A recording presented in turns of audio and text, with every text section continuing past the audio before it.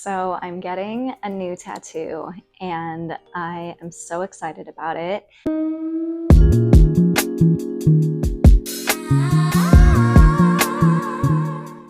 It's been about 6 years since my last tattoo, and the idea for what I'm getting has kind of been forming in my mind pretty much since then.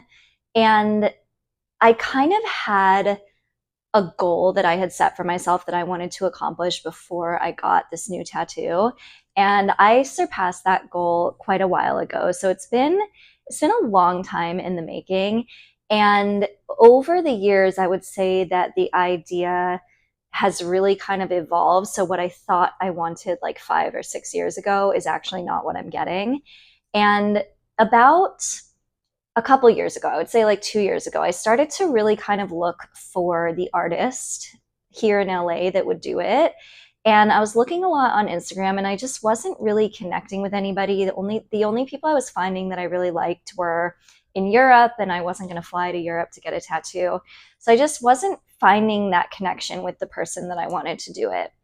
And through my process of looking for the artist, my idea for what I wanted started to evolve. So what I had thought I had originally wanted ended up completely changing. And I was inspired by this other tattoo that I saw. And I kind of took that idea and transformed it into my own idea. And I was like really excited about that. Like I was dead set on like, that's the idea and that's what I want. So some time goes by and I'm still kind of, not finding the person, like nothing is connecting there. And I was driving in my car. This is like back in May. I was driving in my car and I'm just thinking to myself, I really want to get that tattoo. Like I really want to bring that idea, that vision into fruition. And so the next day, I'm teaching a Pilates class, and this woman walks into my class and she's covered in these beautiful tattoos. And we start talking, and it turns out that she's a tattoo artist. And there was definitely a connection there. She sent me her work and I loved it. And so I booked my appointment with her, and that was back in May. And now it's finally happening. We're here in August. And I'm so excited how that all came together. That all felt very serendipitous to me. And throughout the time since I booked that appointment with her, my process of figuring out the details of what it is I'm getting has evolved. And it's been a really kind of beautiful serendipitous process. So when I booked my appointment with her, she had two appointments available. One was back at the very beginning of June, right around when I had found her. And then the next available appointment, because she was going out of town, was August 8th. And so I chose the August 8th appointment because it's 8/8, which is the Lionsgate portal. And that felt really aligned to me. It felt like an initiation. A tattoo, the process of getting a tattoo already feels very ceremonial and like an initiation to me, but to have those two things happening together felt very aligned for me. And so I knew that I wanted to get in this tattoo these two flowers. And I didn't have an exact idea of what I wanted the flower to be.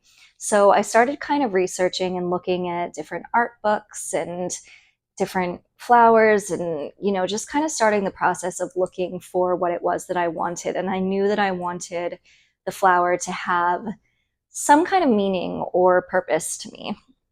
So I end up coming across this flower that's called the Queen of the Night. And this flower only blooms at night and it blooms once a year.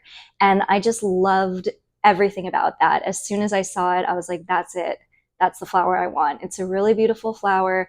And I loved the name and I loved the kind of lore behind it of just like blooming in darkness, blooming unexpectedly, and just being this kind of beautiful, rare form of something. And so I was like, that resonates, that speaks to me. I have to have it. So I start pulling up all these pictures to reference, and I decided that was the flower that I was going to get. So the other day I felt called to get out this book that I have that just talks about various different spiritual concepts. And I just felt inspired to look up the information on Lionsgate. So in this particular book, she talks about the goddess Ishtar. And Ishtar is a super ancient Mesopotamian goddess. She's a goddess of love, fertility, war, kind of like all of these ancient goddess archetypes that exist across a lot of different cultures. She's kind of like similar to me, like to a Freya, or even an Isis. Like there's a lot of stories that tie her to like the concept of true love and like a what's the word that I'm looking for? Like a soul counterpart, two counterparts of like masculine and feminine, which I always have really resonated with those archetypes and with those stories.